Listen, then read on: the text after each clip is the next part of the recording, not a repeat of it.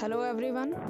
So today we are going to discuss the chapter 2 of 8th class, which is microorganisms friend and foe. So इस chapter में हम mainly discuss करेंगे micro organisms के बारे में। कुछ माइक्रो ऑर्गेनिजम्स हमारे लिए हेल्पफुल होते हैं और कुछ हमारे लिए हार्मफुल होते हैं, तो हम वो सारी चीज़ें पढ़ेंगे इस चैप्टर में। आई होप आपके सारे डाउट्स क्लियर हो जाएं इस वीडियो में, और प्लीज़ पूरी वीडियो देखिएगा, लाइक एंड शेयर ज़रूर कीजिएगा वीडियो को अगर पसंद आए तो, एंड चैनल को सब्सक्राइब करना मत भूलिएगा। Thank you.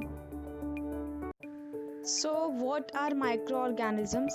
So first of all, microorganisms are very small organisms which cannot be seen with the unaided eyes. They can be seen only with a magnifying glass or microscope. तो micro organisms वो small organisms होते हैं जिन्हें हम naked eyes से, it means कि बिना magnifying glass के या माइक्रोस्कोप के हम उन्हें नहीं देख सकते हैं। उनको देखने के लिए हमें मैग्नीफाइंग ग्लास या फिर माइक्रोस्कोप चाहिए होता है। Second thing, micro organisms unicellular भी हो सकते हैं और मल्टी सेलुलर भी। यूनिसेलुलर कहने का मतलब है कि उनके पास अलग अलग ऑर्गन्स हों ऐसा ज़रूरी नहीं है, अलग अलग सिस्टम हो ऐसा ज़रूरी नहीं है, और ऐसा भी हो सकता है कि उनके पास ज़्यादा सेल्स और ज़्यादा ऑर्गन्स प्रेजेंट हों। माइक्रो ऑर्गेनिजम्स अलोन भी रहते हैं, मतलब अकेले भी रहते हैं, या फिर कॉलोनीज में भी रहते हैं। कुछ माइक्रो ऑर्गेनिजम्स अकेले नहीं रहते हैं, कॉलोनीज में रहते हैं, मतलब एक साथ बहुत सारे माइक्रो ऑर्गेनिजम्स रहते हैं। माइक्रो ऑर्गेनिजम्स को हम हर तरीके के एनवायरनमेंट में पा सकते हैं, बहुत ज़्यादा ठंड में भी, बहुत ज़्यादा गर्मी में भी, डेजर्ट्स में भी, मार्शी लैंड्स में भी, मतलब हर तरीके के एनवायरनमेंट में हम माइक्रो ऑर्गेनिजम्स को देख सकते हैं। और ये किसी दूसरे ऑर्गेनिज्म की बॉडी के अंदर भी रह सकते हैं और ऑर्गेनिज्म की बॉडी के बाहर भी रह सकते हैं। सो इनका कोई पर्टिकुलर प्लेस नहीं है कि ये इसी जगह पर पाए जाएंगे। So there are mainly 5 types of microorganisms: bacteria, viruses, fungi, alga and protozoa। हम वन बाय वन सभी को डिफाइन करेंगे और सभी के फीचर्स को पढ़ेंगे। सब एक दूसरे से थोड़े डिफरेंट हैं और उनके एग्जांपल्स भी देखेंगे। So let's start. अब बैक्टीरिया के बारे में पढ़ लेते हैं। All bacteria are prokaryotic cells. Prokaryotic cells कहने का मतलब है जो इस अर्थ पे सबसे पहले आए थे और उनके पास उनका जो न्यूक्लियर मटेरियल है वो बिना न्यूक्लियस के है। यूनिसेलुलर ऑर्गेनिजम्स होते हैं मेनली ये। माइक्रोन और माइक्रोमीटर में अगर हम बात करें तो मेज़रमेंट होती है बैक्टीरिया की, मतलब कि उसकी लेंथ की बात करें अगर हम, तो माइक्रोन या फिर माइक्रोमीटर में इसकी लेंथ होती है। साइज़ इसके बहुत छोटे होते हैं, 0.1 माइक्रोमीटर से लेकर के 10 माइक्रोमीटर तक इसकी साइज़ के बारे में हम बात कर सकते हैं। यहाँ पे जो माइक्रोमीटर लिखा हुआ है ये आपको समझ आ जाना चाहिए, जो स्मॉल m लिखा है उससे पहले जो लिखा है वो माइक्रो है। नेक्स्ट है the bacteria contain both DNA and RNA। Bacteria के पास RNA भी होता है और DNA भी होता है। Reproduce by binary fission. Binary fission हमने 7th क्लास में पढ़ा हुआ है। बाइनरी फिजन की प्रोसेस के थ्रू इनमें रिप्रोडक्शन का प्रोसेस देखने को मिलता है। तो यहाँ पे एक बैक्टीरिया का डायग्राम दिया हुआ है। एंजाइम्स प्रेजेंट है इसकी सेल में, प्लाज्मिड्स हैं, बैक्टीरिया का DNA दिखाया हुआ है। और अगर आप नोटिस करें तो इसका DNA किसी एनवेलप में नहीं है अलग से, तो इसीलिए बोला जाता है कि इसके पास अलग से कोई न्यूक्लियस नहीं है, न्यूक्लियर मटेरियल फ्री होता है। बैक्टीरिया के बारे में इसकी कैरेक्टरिस्टिक्स थे। And there are 4 types of bacteria on the basis of their shape. First is spherical, cocci, जिसको कि कोकस सिंगुलर फॉर्म में अगर हम इसकी बात करें अकेला है तो विब्रियम। स्पाइरल स्पिरिला, जिसको कि हम स्पिरिलम कहते हैं। तो ये 4 टाइप के बैक्टीरिया होते हैं जो अलग अलग शेप्स के होते हैं। अब बात करते हैं इम्पोर्टेंस ऑफ बैक्टीरिया पे। बैक्टीरिया बहुत ही इंपॉर्टेंट है हमारी एवरीडे लाइफ में। फर्स्ट है bacterium lactobacillus converts milk into curd. Milk को कर्ड बनाने में, दही बनाने के लिए जो बैक्टीरिया यूज़ होता है वो लैक्टोबैसिलस होता है। चीज़ बनाने के लिए भी बैक्टीरिया का यूज़ किया जाता है। एंड मोस्ट इम्पॉर्टेंटली जो बैक्टीरिया हैं वो हमारे एटमॉस्फेयर के नाइट्रोजन को फिक्स करते हैं और हमारे सॉइल की फर्टिलिटी को भी इंक्रीज़ करते हैं, क्योंकि हमारे एटमॉस्फेयर में जो नाइट्रोजन है वो गैसेस फॉर्म में है, तो उसको वो फिक्स करते हैं सॉइल में और फिर सॉइल की फर्टिलिटी को भी इंक्रीज़ करते हैं। बैक्टीरिया को बहुत सारी मेडिसिन्स बनाने के लिए यूज़ किया जाता है, वैक्सीन्स बनाने के लिए भी यूज़ किया जाता है बैक्टीरिया का। बैक्टीरिया को अचार में या बहुत सारे फूड आइटम्स में रखा जाता है फूड को प्रिजर्व करने के लिए भी। एसिटोबैक्टर एसिटी, ये जो बैक्टीरिया है, इस बैक्टीरिया का यूज़ होता है अल्कोहल बनाने के लिए। अल्कोहल से जब एसिटिक एसिड लेना होता है हमें, तो एसिटोबैक्टर एसिटी का यूज़ किया जाता है। They are used in cleaning up of the environment. For example, the organic waste are broken down into harmless and usable substances by bacteria. हम सबको पता है हमारे नेचर में एनिमल्स की, प्लांट्स की डेथ होती रहती है, तो उसको क्लीन अप करने का काम भी बैक्टीरिया करते हैं ताकि वो गंदगी हमारे एनवायरनमेंट में ना फैले, और वो उसको डीकम्पोज करके सॉइल में मिक्स कर देते हैं, जिससे कि वो एज अ मैन्योर हम उसे बाद में यूज़ कर लेते हैं। अब बात करते हैं हार्म्स ऑफ बैक्टीरिया की। तो certain bacteria act as pathogens and cause tetanus, typhoid fever, pneumonia, syphilis, cholera, food borne illness and tuberculosis. तो बहुत सारे बैक्टीरिया ऐसे भी हैं जो पैथोजन की तरह काम करते हैं। पैथोजन उन माइक्रोब्स को कहा जाता है जो हार्मफुल हैं, और ये अलग अलग तरीके की डिसीज़ेस करते हैं बैक्टीरिया, जैसे टिटनस हो गया, टाइफाइड हो गया, निमोनिया हो गया, सिफिलिस, कॉलेरा। इन सब तरीके की डिसीज़ेस के लिए कौन रिस्पॉन्सिबल है? Bacteria. Streptococcus bacteria may cause small infections like strep throat and some serious diseases like pneumonia. तो एक स्ट्रेप्टोकोकस बैक्टीरिया जो है, ये इसकी क्लास के जितने भी बैक्टीरिया होते हैं वो अलग अलग टाइप के इन्फेक्शंस के लिए रिस्पॉन्सिबल होते हैं, और इनके इन्फेक्शंस मेनली थ्रोट में, मतलब कि गले में होते हैं, जिसे निमोनिया की बीमारी में होता है, तो उसके लिए स्ट्रेप्टोकोकस बैक्टीरिया रिस्पॉन्सिबल होता है। कुछ टाइम पे सम ऑफ द स्टमक बैक्टीरिया जो होते हैं, कुछ बैक्टीरिया जो स्टमक में रहते हैं और एंटर कर जाते हैं माउथ के थ्रू, तो वो हमारे स्टमक में ही रहते हैं क्योंकि उन्हें एसिडिक कंडीशन में रहने की आदत हो जाती है, तो वो हमारे बॉडी का न्यूट्रिशन ही यूज़ करते हैं। जो पैथोजेनिक बैक्टीरिया होते हैं वो बहुत सारी तरीके की डिसीज़ प्लांट्स में भी करते हैं और एनिमल्स में भी करते हैं। तो बैक्टीरिया हमारे लिए हार्मफुल भी है क्योंकि वो डिसीजेस कॉज करता है। अब आ जाते हैं फंगी पे। Important decomposers and recyclers of nutrients in the environment. तो फंगी की सबसे इम्पॉर्टेंस जो है वो ये है कि ये हमारे एनवायरनमेंट में डीकम्पोजिशन का काम सबसे ज़्यादा करते हैं, हमारे न्यूट्रिएंट्स को रिसाइकिल करने का काम ये मेनली करते हैं। तो फंगी इस मामले में बहुत ही इम्पॉर्टेंट है। Most are multi cellular except unicellular yeast. तो जो फंगी है, फंगी के अलग अलग टाइप होंगे। तो जो यीस्ट होता है जो हम ब्रेड में यूज़ करते हैं वो यूनिसेलुलर होता है नेचर में, बट उसको छोड़ करके ज़्यादातर फंगी जो होते हैं वो मल्टी सेलुलर होते हैं। जैसे मशरूम हो गया तो ये मल्टी सेलुलर होगा। तो इसी तरीके से अब अगर हम बात करें फंगी की, तो फंगी के पास रूट्स नहीं होती हैं, स्टेम नहीं होती है, लीव्स नहीं होती हैं, लेकिन फिर भी ये मॉइस्चर वाली जगह पर ही ग्रो करता है जैसे प्लांट्स ग्रो करते हैं। तो ये अपना खाना खुद नहीं बना पाता है, ये सड़ी गली चीज़ों पे ही फीड करता है और वहीं पर रहता है। तो यहाँ पर हमने पढ़ लिया मल्टी सेलुलर का एग्जाम्पल है हमारे पास मशरूम, एंड यूनिसेलुलर का एग्जाम्पल है हमारे पास यीस्ट। अगर हम यीस्ट की इम्पोर्टेंस की बात करें, yeast have been used for thousands of years in the production of beer, wine and bread. Fungi not only directly produce substances that humans use as medicine, but they are also versatile tool in the vast field of medical research. तो fungi का use, या अगर हम बात करें yeast का use, तो बहुत ज़्यादा होता आया है हमारी लाइफ में। बहुत सालों पहले से ही बियर, वाइन, ब्रेड, इन सब के प्रोडक्शन के लिए हम यीस्ट का यूज़ करते हैं। फंगी से हम सिर्फ मेडिसिन ही नहीं बनाते हैं, हमारी मेडिकल रिसर्च में बहुत सारी ऐसी इन्वेंशंस हुई हैं, बहुत सारी ऐसी रिसर्च हुई है जो कि फंगी के वजह से पॉसिबल हुई। Some fungi attack insects and therefore can be used as natural pesticides. तो क्योंकि फंगी जो है वो इंसेक्ट्स को मार देता है, तो इसीलिए इसको पेस्टिसाइड के तौर पे भी यूज़ किया जाता है। और हम अपनी क्रॉप्स, फंगी के कमर्शियल यूज़ की बात करें तो फंगी का कमर्शियल यूज़ बहुत सारी तरीके से अभी हमने पढ़ा लास्ट में भी।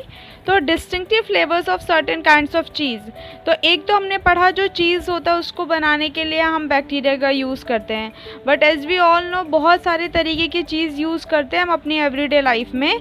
तो बहुत सारे तरीके की जो चीज़ हैं वो फंगी के यूज़ से बनाया जाता है, क्योंकि फंगी उनको पूरी तरीके से क्या कर देता है, फर्मेंट कर देता है, तो वो चीज़ उतना ही अच्छा बनता है। Yeast are particularly important in baking, brewing and wine making. तो बेकिंग हो गया, वाइन मेक करना हो गया, केक्स बनाना हो गया, इन सब के लिए हम मेनली किसका यूज़ करते हैं, यीस्ट का। And yeast is a kind of fungi used in making of antibiotics. Antibiotics medicines होती हैं, तो उनको बनाने के लिए भी हम किसका यूज़ करते हैं, फंगी का। अगर हम और चीज़ें इसमें जोड़ें तो हम मशरूम खाते हैं हम सभी, तो मशरूम एक एडिबल फंगी है जिसको कि हम डायरेक्टली इनटेक कर सकते हैं एज अ फूड। इसके साथ ही अगर हम बात करें other edible fungi includes truffles. यहाँ ट्रफल्स का नाम इसलिए दिया है, ट्रफल एक टाइप की फंगी है जो कि दूर से ही अपनी जो ऑर्डर है, अपनी जो खुशबू है उसको फैला देती है, ताकि इंसेक्ट्स या मैमल्स उसको क्या कर लें, डिग अप करके और उसको यूज़ कर सकें। तो ये इस टाइप का कमर्शियल यूज़ फंगी शो करता है, इसीलिए फंगी को हम अपनी एवरीडे लाइफ में इतना ज़्यादा देखते हैं। अब अगर हम बात करें हार्मफुल इफ़ेक्ट्स ऑफ फंगी की, सो यहाँ पे इसके कुछ हार्म्स भी हैं। डिस्ट्रक्शन ऑफ फूड, फूड को डिस्ट्रॉय भी कर देती है, मतलब कि अगर ख़राब आप लोगों ने देखा होगा कई बार रोटी वगैरह पे फफूंदी लग जाती है, हिंदी में फंगी को फफूंदी कहा जाता है, तो फूड का डिस्ट्रक्शन भी, पेपर, लंबर एंड क्लॉथ, इन सब चीज़ों पे फंगस लग जाता है तो वो ख़राब हो जाती हैं। अगर हम बात करें डिसीज़ेस, जितनी भी स्किन एलर्जीज़ होती हैं हमें, वो सभी फंगस की वजह से होती हैं। तो डिसीज़ेस कॉज करने में फंगी का एलर्जीज के तौर पे बहुत बड़ा रोल होता है। टॉक्सिन्स प्रोड्यूस होते हैं, मशरूम से भी निकलते हैं, तो ये टॉक्सिन्स जो होते हैं काफ़ी पॉइजनस होते हैं, और फूड में अगर हमने इसको सही से ध्यान नहीं दिया तो ये हमें फूड पॉइजनिंग भी कर सकता है। प्लांट डिसीजेस के लिए भी रिस्पॉन्सिबल होता है fungi. Spoilage of agriculture produce, कई बार ऐसा होता है हमारी क्रॉप बहुत अच्छी हुई है और हमने ध्यान नहीं दिया मॉइस्चर का, उसमें फंगस लग जाता है, तो पूरी की पूरी जो हमारी ग्रेन्स आए थे वो सब खराब हो जाते हैं। Damage the products such as magnetic tapes and discs, glass lenses, marble statues, bones and wax। इन सब चीज़ों को आप लोगों ने देखा होगा, अगर हम इन सारी चीज़ों को काफ़ी दिनों तक साफ़ ना करें और मॉइस्चर वहाँ आसपास रहे तो इन सब पे फंगस लग जाता है। डार्क ग्रेइश कलर पे, ब्लैक कलर पे या फिर वाइट कलर का भी फंगस होता है। यहाँ नीचे पिक्चर्स दी हुई हैं आप लोगों को मशरूम की है, और फिर एक साइड में ब्रेड है और ब्रेड के ऊपर फंगस ग्रो करता हुआ दिखाई दे रहा होगा आप सभी को। तो ये इस टाइप का हमारे फूड आइटम्स हो गए, हमारे मार्बल्स हो गए, मैग्नेटिक टेप्स हो गई, ग्लास लेंसेज, स्टैचूज़ हो गए, इन सब को हार्म पहुंचा देते हैं फंगस वहाँ पे ग्रो करके। अब बात करते हैं प्रोटोजोआ की। तो प्रोटोजोआ की अगर हम बात करें तो प्रोटोजोआ हमारे 4 तरीके के होते हैं मेनली, ये भी on the basis of there shapes. First है अमीबॉइड्स, जो कि सीडियोपोडिया शो करते हैं, मतलब इनकी कोई फिक्स शेप नहीं होती है। सिलिएट्स, इनके पास सीलिया होते हैं। सीलिया अगर आप ध्यान दें यहाँ पे पिक्चर में तो आपको छोटे छोटे से थ्रेड लाइक स्ट्रक्चर्स ऊपर से दिखाई दे रहे होंगे। फिर स्पोरोजोआ, ये नॉन मोटाइल होते हैं, मतलब ये मूव नहीं करते, एक जगह पे स्टेबल रहते हैं। फ्लैजिलेट्स, इनके पास फ्लैजिला होता है, आपको एक धागा से निकला हुआ दिखाई दे रहा है एक सिंगल सा, इसको फ्लैजिला कहा जाता है। तो ये 4 टाइप के प्रोटोजोन्स होते हैं जो कि उनकी शेप पे हमने उनको नाम दिए हैं। अब जितने भी प्रोटोजोन्स होते हैं उन सब में सबसे ज़्यादा अगर हम किसी के बारे में सुनते आते हैं आज तक तो अमीबा के बारे में। अमीबा की खासियत होती है कि अमीबा की कोई डेफिनेट शेप नहीं होती है, फैगोसाइटोसिस शो करता है। हमने 7th क्लास में पढ़ा था। फैगोसाइटोसिस कहने का मतलब है कि फूड वैक्यूल में जब फूड आ जाता है वो वहीं स्टोर करेगा, डाइजेस्ट करेगा और फिर एक स्यूडोपोडिया को खोल के वहाँ से निकाल देगा। Moves by anterior and secondary pseudopods, anterior और सेकेंडरी स्यूडोपोड्स मतलब कि जो उसके स्यूडोपोड्स बने हुए हैं उनको मूव करा के ये क्या करता है, अपनी मोशन को शो करता है। पैरामीशियम, पैरामीशियम एक टाइप का प्रोटोजोआ ही है। इसकी कोई फिक्स शेप अगर हम बात करें तो होती है, अमीबा से डिफरेंट है ये सिलिएट्स में आता है, फ्रेश वाटर में रहता है। साथ के साथ इसके जो सिलिया हैं, अभी मैंने आपको बताया था हेयर लाइक स्ट्रक्चर्स होती हैं, साइड साइड से निकली हुई होती है छोटी छोटी सी, और ये बेंड और स्ट्रेट हो सकती है ताकि ऑर्गेनिज्म जो है वो वाटर में मूव कर सके। फूड हेटेरोट्रॉफिक शो करता है। हेटेरोट्रॉफिक मोड मतलब कि किसी और पे ही डिपेंडेंट होता है और छोटे छोटे ऑर्गेनिजम्स को ये अपना फूड बना लेता है।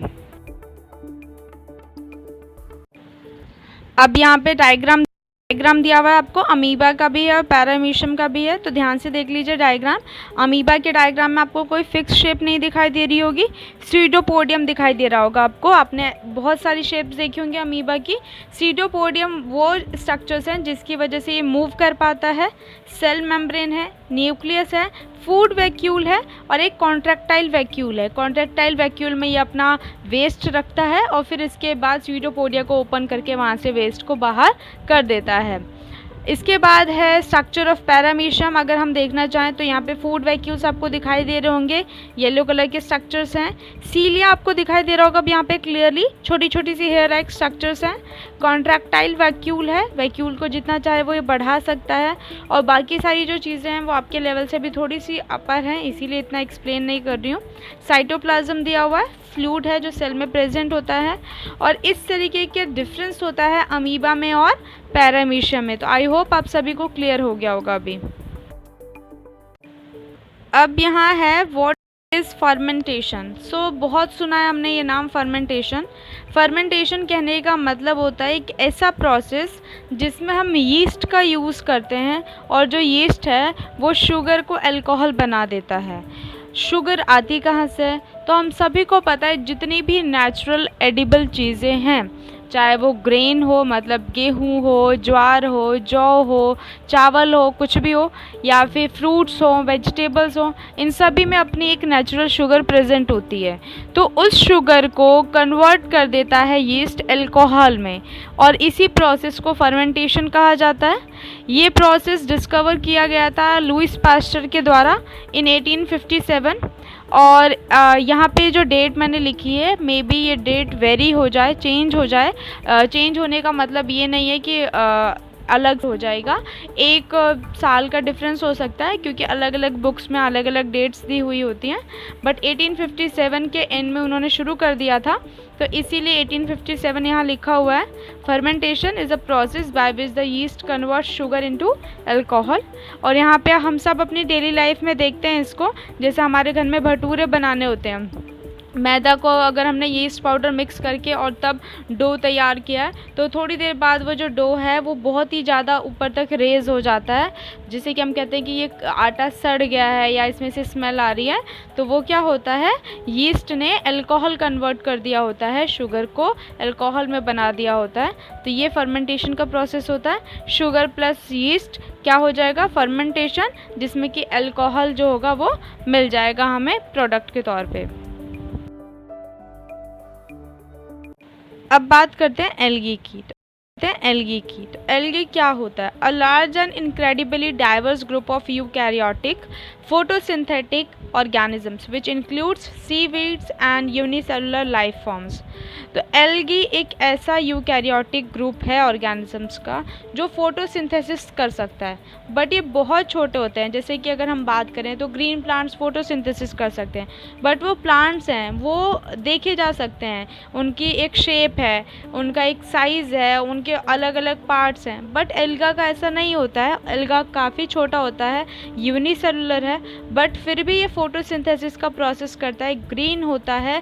साथ के साथ इसको हम जितना भी मॉइस्चर वाला एरिया है वहाँ पे इजीली देख सकते हैं, ये वहाँ पे ग्रो करता है। सी वीड्स भी बहुत सारी हैं जो एल्गी में आती हैं, तो ये एल्गी। तो अब बात कर लेते हैं एल्गा के कमर्शियल यूज़ के बारे में। एल्गा को काफ़ी इंपॉर्टेंस दी जाती है हमारे कमर्शियल लेवल पे, क्योंकि इसका बहुत सारे यूजेस हैं। जैसे बायोगैस के प्रोडक्शन के लिए, बायो इथेनॉल बनाने के लिए, बायोडीजल्स को बनाने के लिए, मतलब हर तरीके का बायोफ्यूल बनाने के लिए हमें एल्गा की ज़रूरत पड़ती है। बायोप्लास्टिक्स भी बनाए जाते हैं, फीड स्टॉक्स के लिए भी, एनिमल फीड के लिए भी। एनिमल्स एल्गा पे फीड करते हैं, काई, एल्गा मतलब काई होती है, तो उसको भी कई हैं ऑर्गेनिज्म जो फीड करते हैं। फर्टिलाइज़र्स या न्यूट्रिएंट्स को बनाने के लिए। बहुत सारे फूड आइटम्स में भी हम एल्गा को यूज़ करते हैं। फार्मास्यूटिकल्स, विटामिन्स, न्यूट्रास्यूटिकल्स, इन सब को बनाने के लिए भी एल्गाई का यूज़ किया जाता है। कॉस्मेटिक्स प्रोडक्ट्स में भी हम यूज़ करते हैं एल्गा का, क्योंकि इसकी काफ़ी इम्पोर्टेंस है, इसीलिए इसको कमर्शियली बहुत ज़्यादा इम्पोर्टेंस दी जाती है हमारे आसपास के नेचर में। अगर हम बात करें वायरसेस की, तो viruses are different from other microorganisms as it can only produce inside the cell of host. मतलब कि बाकी ऑर्गेनिजम्स की अगर हम बात करें, जो हमने पढ़े थे बाकी 4 टाइप के माइक्रो ऑर्गेनिजम्स, वो खुद रिप्रोड्यूस करते हैं, उन्हें किसी दूसरे की ज़रूरत नहीं पड़ती रिप्रोडक्शन के प्रोसेस के लिए। बट वायरसेस उन सब से इसीलिए डिफरेंट है क्योंकि इसको अपने रिप्रोडक्शन के लिए, अपनी ग्रोथ के लिए कोई होस्ट चाहिए। जब तक इसे होस्ट नहीं मिलेगा तब तक ये नॉन लिविंग रहेगा, जब इसे कोई बॉडी मिल जाएगी तो ये लिविंग हो जाता है। इसीलिए वायरस को पूरी तरीके से हटा पाना या वायरस के बारे में पता लगा पाना कि कहाँ पे प्रेजेंट है या नहीं, वो बहुत मुश्किल होता है, क्योंकि वायरस बाहर हमें लिविंग नहीं दिखाई देता है जब तक वो किसी बॉडी के अंदर ना हो। वो बॉडी कोई भी हो सकती है, चाहे बैक्टीरिया हो जाए, चाहे प्लांट हो जाए, चाहे एनिमल हो जाए, वो इनमें से किसी के भी बॉडी में रहेगा और तब लिविंग हो जाएगा, अदरवाइज़ वो नॉन लिविंग रहता है। और जितने भी डिसीज़ करने वाले माइक्रोब्स होते हैं, चाहे वो बैक्टीरिया हो, वायरस हो, फंगी हो, प्रोटोजोआ हो, एल्गा हो, उन सब को हम पैथोजन कहते हैं। और ये पैथोजन्स अगर हम बात करें तो सिर्फ और सिर्फ डिसीज़ ही नहीं करते हैं, हर तरीके का हार्म पहुंचाते हैं। लेकिन वायरसेस सिर्फ और सिर्फ पैथोजन की तरह काम करते हैं। जैसे हमने अभी पढ़ा, बैक्टीरिया हो गया या फंगी हो गया, उनके कुछ यूजेस भी थे, वो हमारे लिए यूज़फुल भी थे, हेल्पफुल भी थे। बट वायरसेस हमारे लिए सिर्फ हार्मफुल होते हैं, उनका कोई यूज़ नहीं होता है हमारी डेली लाइफ में। इसी तरीके से यहाँ टेबल दी हुई है जिसमें इन्फेक्शियस एजेंट है जैसे वायरस, तो ये कौन सी डिसीज़ करता है, जैसे हमें फ्लू हो गया, कॉमन कोल्ड हो गया, डेंगू होगा या फिर एड्स हो गया, इन सभी के लिए वायरस रिस्पॉन्सिबल है। बैक्टीरिया से टाइफाइड, कॉलेरा, ट्यूबरक्लोसिस, एंथ्रेक्स, ये बैक्टीरिया से होने वाले डिसीज़ेज़ हैं। फंगी से होने वाले डिसीज़ेज़ मेनली इन्फेक्शियस हैं, मतलब जैसे कि एलर्जीज़ जो हो जाती हैं स्किन पे। प्रोटोजोआ से मलेरिया, काला अज़र, या फिर अब वॉर्म्स से बात करें, जो वॉर्म्स होते हैं वो हमारी बॉडी में भी एंटर कर जाते हैं, तो वॉर्म के इन्फेक्शंस बहुत ही सीवियर हो जाते हैं कई बार। एलिफेंटियासिस, एक पैर काफ़ी भारी हो जाता है जिसे हम हाथी का पैर कहते हैं। तो ये सब डिसीज़ेज़ हैं जो अलग अलग माइक्रो ऑर्गेनिजम्स के थ्रू होती है, और हम इन माइक्रो ऑर्गेनिजम्स को पैथोजेंस कहते हैं। अब यहाँ पे कुछ डिसीज़ेज़ लिखी हुई हैं एक टेबल के थ्रू, जिसमें आपको ये बताया गया है कि ह्यूमन डिसीज़ेज़ हैं और उनको कॉज करने वाले जो ऑर्गेनिजम्स हैं उनके बारे में भी बताया हुआ है। जैसे फर्स्ट है ट्यूबरक्लोसिस, टीबी जिसे हम बोलते हैं नॉर्मल भाषा में। तो टीबी जो है ये बैक्टीरिया की वजह से होता है। मोड ऑफ ट्रांसमिशन इसका एयर है, एयर के थ्रू फैलता है। मीज़ल्स वायरस से होता है, चिकन पॉक्स वायरस से, पोलियो वायरस से, और इन सब का मोड ऑफ ट्रांसमिशन मेनली क्या है, एयर है। और इसका प्रिवेंटिव मेजर यही होगा कि जो भी पेशेंट है उसको कंप्लीट आइसोलेट कर दिया जाए, बिल्कुल अलग कर दिया जाए, और जो उसके सामान है, उसका पर्सनल बिलोंगिंग, जैसे उसका टॉवल हो गया, उसके कपड़े हो गए, उसके खाने की प्लेट्स हो गई, इन सब को अलग रखना चाहिए बाकी सबसे। और अगर हम बात करें तो हमें बचपन में इन सब के टीके लग जाते हैं जिसको वैक्सीनेशन कहा जाता है, तो उसको लगवा देना चाहिए जिससे कि आगे इस बीमारी के होने के खतरे ना हो। कॉलेरा हो गया, टाइफाइड, ये दोनों बैक्टीरिया से होती हैं डिसीजेस, और इनका main mode of transmission water के थ्रू होता है। तो इसीलिए बोला जाता है कि हम सभी को सैनिटरी हैबिट्स अच्छी रखनी चाहिए और पर्सनल हाइजीन मेंटेन करना चाहिए, और हमेशा प्रॉपरली कुक्ड फूड ही खाना चाहिए। ड्रिंकिंग वाटर बॉइल्ड होना चाहिए, इसका भी वैक्सीनेशन होता है, टीके लग जाते हैं। और हमें हमेशा साफ़ सफाई वाली जगह का खाना ही खाना चाहिए। हेपेटाइटिस बी, ये वायरस से होता है, इसका मोड ऑफ ट्रांसमिशन वाटर है, और हमें इस केस में अगर ऐसा हो जाता है तो हमें ड्रिंकिंग वाटर जो रखना चाहिए वो बॉइल्ड रखना चाहिए, और इसका भी वैक्सीनेशन टाइम पे हो जाना चाहिए। मलेरिया की अगर हम बात करें, मलेरिया प्रोटोजोआ की वजह से होता है। मेनली जो प्रोटोजोआ है वो आता खुद नहीं है, वो फीमेल एनोफिलीज मॉस्किटो के थ्रू आता है, एंटर करता है। तो मॉस्किटो बाइट हमें जब होती है, तो हमें जब ये सीज़न आता है तो हम सभी को डर लगने लगता है। तो हमें इसका प्रिवेंटिव मेजर यही रखना चाहिए कि हमें नेट यूज़ करना चाहिए, मॉस्किटो नेट जो आता है, रेपेलेंट्स यूज़ करने चाहिए, स्प्रे करना चाहिए इंसेक्टिसाइड्स, या फिर अपने आसपास मॉस्किटो की ब्रीडिंग को रोकना चाहिए ताकि ज़्यादा से ज़्यादा पानी इकट्ठा ना हो। तो ये प्रिवेंटिव मेजर्स थे कुछ अलग अलग डिसीज़ेज़ के जो हमें अपनी डेली लाइफ में यूज़ करने चाहिए। कुछ प्लांट डिसीज़ेज़ यहाँ पर, तो उसको पढ़ लेते हैं। जैसे कि अगर हम बात करें सिट्रस कैंकर, कई बार नींबू वगैरह में दाग से पड़ जाते हैं, अंदर से ख़राब हो जाता है, तो वो बैक्टीरिया की वजह से होता है और इसका मोड ऑफ ट्रांसमिशन एयर है। रस्ट ऑफ वीट, कई बार वीट ऊपर से देखने में सही लगता है बट वो अंदर से ख़राब हो जाता है, तो वो फंगस की वजह से होता है। और ये ख़राब सीड्स की वजह से भी हो सकता है ऐसा कि अगर हमने ख़राब सीड्स ली हैं तो भी ऐसा हो जाएगा, या फिर एयर के थ्रू इसका मोड ऑफ ट्रांसमिशन हो जाता है। येलो वीन मोसैक ऑफ भिंडी, ओकरा, मतलब कि भिंडी में कई बार होता है कि भिंडी जो होती है वो ख़राब हो जाती है, अंदर से येलोइश टाइप में हो जाती है उसकी वीन, तो ये वायरस की वजह से होता है। और इसके लिए जो रिस्पॉन्सिबल है वो है इंसेक्ट्स, जो कि इसको इन्फेक्ट कर देते हैं। अब एंटीबायोटिक्स क्या होते हैं? Antibiotics are a group of medicines that are used to treat infections caused by germs. Germs से होने वाले हर तरीके के इन्फेक्शंस को ट्रीट करने का काम कौन करता है? मेडिसिन्स। और वो मेडिसिन्स कौन होती हैं? एंटीबायोटिक्स। लेकिन ये मेडिसिन्स मतलब कि एंटीबायोटिक्स कभी भी वायरस से होने वाले डिसीज़ेस में काम नहीं आती हैं। अगर वायरस से कोई इन्फेक्शन हुआ है तो हमें एंटीबायोटिक्स लेने की ज़रूरत नहीं है। Antibiotics are sometimes called antibacterials or antimicrobials, but mostly they are just called antibiotics. तो कई बार अगर आप antibacterials या फिर antimicrobials भी सुने तो वो सेम ही नाम है, antibiotics के ही नाम है वो। जो पहला एंटीबायोटिक था उसका नाम पेनिसिलिन था और उसको अलेक्जेंडर फ्लेमिंग ने डिस्कवर किया था इन 1928। उन्होंने क्या नोटिस किया, वो अपने लैब में कुछ प्रैक्टिकल्स कर रहे थे, एक्सपेरिमेंट कर रहे थे, और तभी उन्होंने देखा कि एक पेट्री डिश में कुछ बैक्टीरिया थे जो कि उसमें अब क्या हो गए थे, मर गए थे, क्योंकि वहाँ पर क्या आ गया था, पेनिसिलियम मोल्ड, वहाँ पे एक फंगस ग्रो करने लगा था एकदम से कुछ दिनों बाद।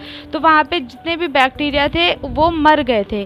तो उसके बाद उन्हें पता चला कि अगर बैक्टीरिया को मारना है तो पेनिसिलियम मोल्ड का यूज़ किया जा सकता है। तो जो पहली एंटीबायोटिक डिस्कवर हुई थी उसका नाम पेनिसिलिन रखा गया था, और उसके बाद आज तक बहुत सारी एंटीबायोटिक्स को डेवलप किया गया और उनको यूज़ किया जा रहा है हमारी डेली लाइफ में बैक्टीरिया को और दूसरे माइक्रोब्स को मारने के लिए, बट स्पेशली बैक्टीरिया के लिए ही अब क्या प्रिकॉशंस हमें लेनी चाहिए एंटीबायोटिक्स की अगर हम डोज ले रहे हैं? तो पहली तो ये कि एंटीबायोटिक्स हमेशा किसी क्वालिफाइड डॉक्टर के प्रिस्क्रिप्शन पर ही लेनी चाहिए, उसकी एडवाइस पर ही लेनी चाहिए, अपने आप नहीं शुरू कर देना चाहिए उन्हें लेना।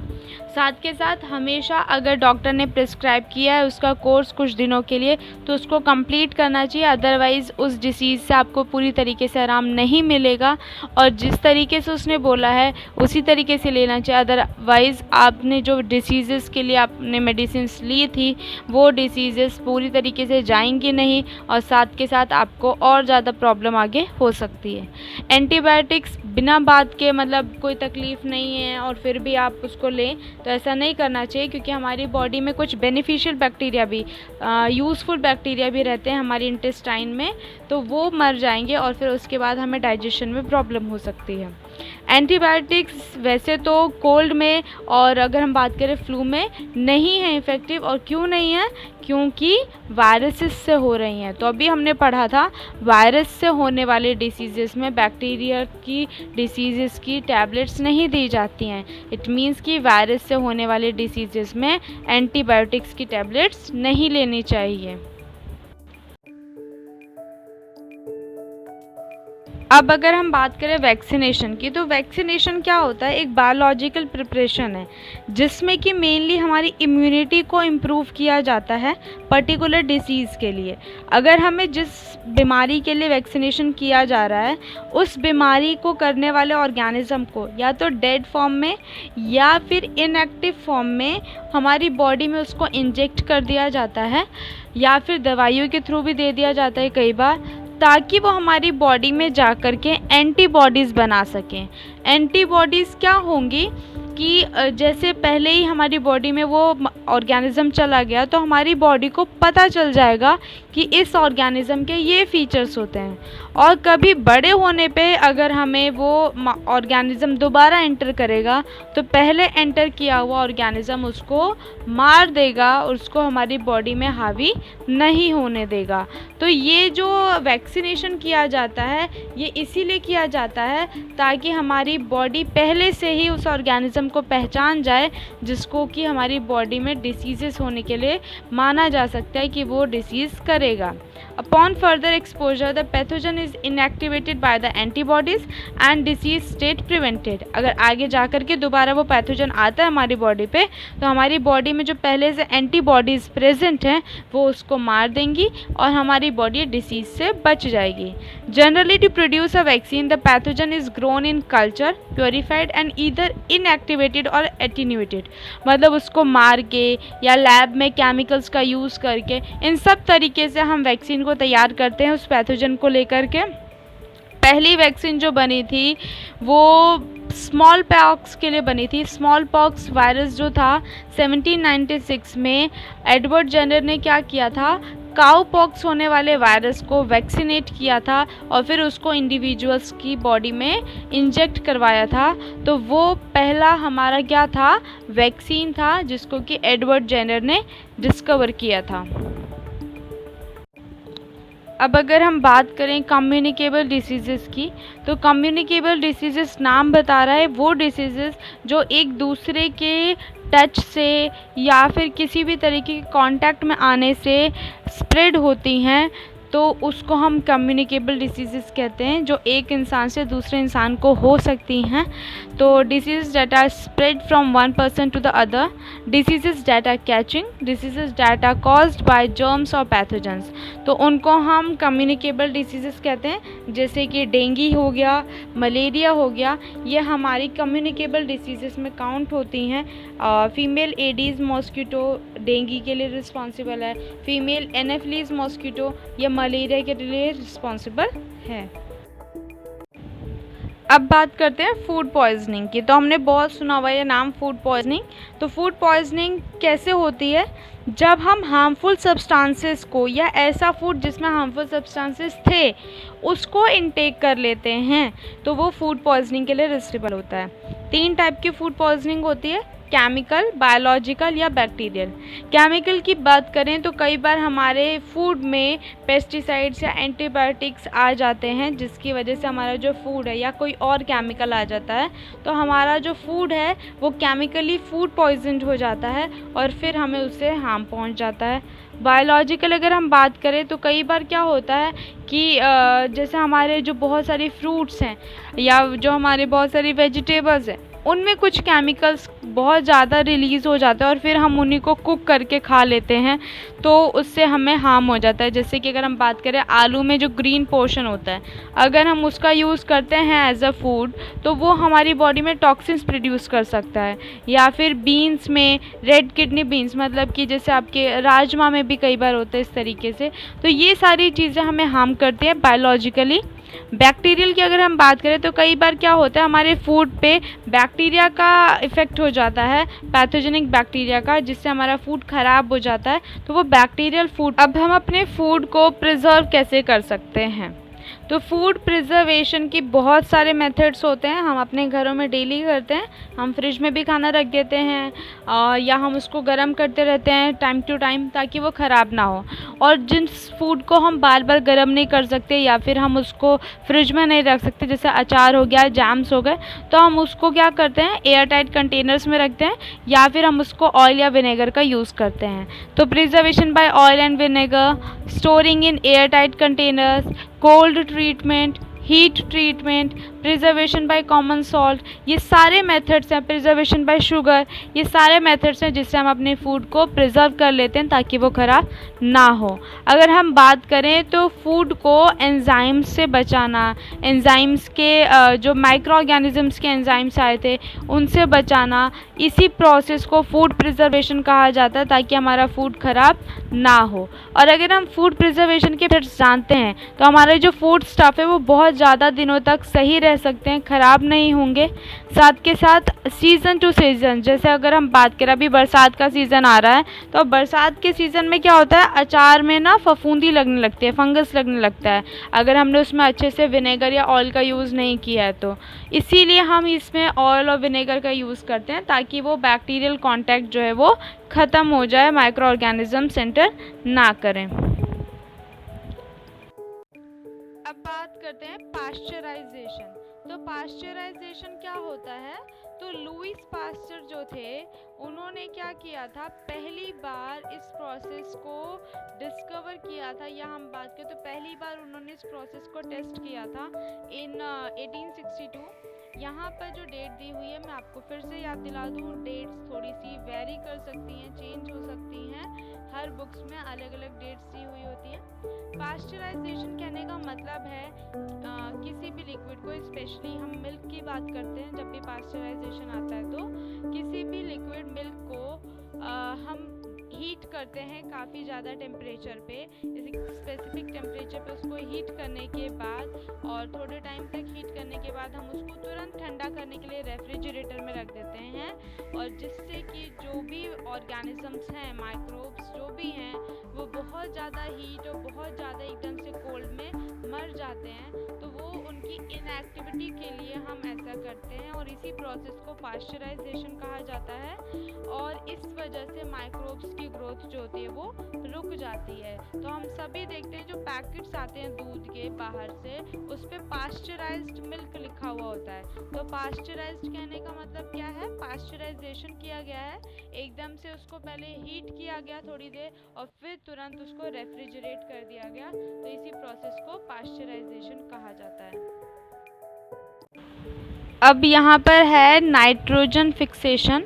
तो हमारे एटमॉस्फेयर में हमें पता है कि काफ़ी नाइट्रोजन प्रेजेंट है, 78% नाइट्रोजन गैस है, बट वो नाइट्रोजन हम ऐसे डायरेक्टली यूज़ नहीं कर सकते हैं क्योंकि हम उसको इनहेल नहीं कर सकते हैं, और प्लांट्स भी नहीं कर सकते क्योंकि वो तो ऑक्सीजन और कार्बन डाइऑक्साइड में रह जाते हैं। तो होगा कैसे ये इतना नाइट्रोजन यूज़, तो इस नाइट्रोजन को यूज़ करने का काम भी माइक्रोब्स करते हैं।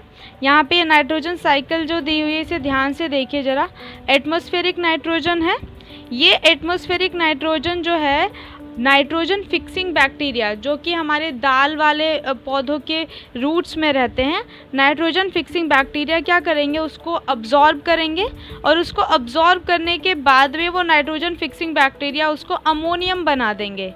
अमोनियम बनाने के बाद में वो क्या होगा, अमोनियम हमारे नाइट्राइट्स बनेंगे, नाइट्राइट्स फिर नाइट्रेट्स बनेंगे, अलग अलग बैक्टीरिया उसको कन्वर्ट कर रहे हैं, और फिर इसके बाद वो प्लांट्स की रूट्स में यूज़ करने के लायक बन जाएंगे। अब प्लांट्स की रूट्स में वो यूज़ करने के लायक बन गए, प्लांट्स से कौन खाएंगे, एनिमल्स, हम खाएंगे उसे।